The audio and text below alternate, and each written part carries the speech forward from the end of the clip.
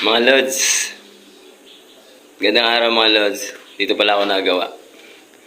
Ito yung ginagawa namin. Nila pala. Sila. Yung ginagawa nila. Ako naman, yung ginagawa ko naman, nagsusukat ako ng mga bintana. Yan, yung mga bintanang yan. Yan yung mga sinusukat ko. Para sa grills. Para sa grills. Ito yung mga bakal, yung mga gamit. Ano ba yung ibang bakal? Nasa gilid pa. Dahil wala kaming gawa ngayon sa aircon, dito muna ako gagawa. Nahirap matenga. Dahil meron tayong pamilya, meron tayong anak, may obligasyon. May obligasyon tayong kailangan gampanan.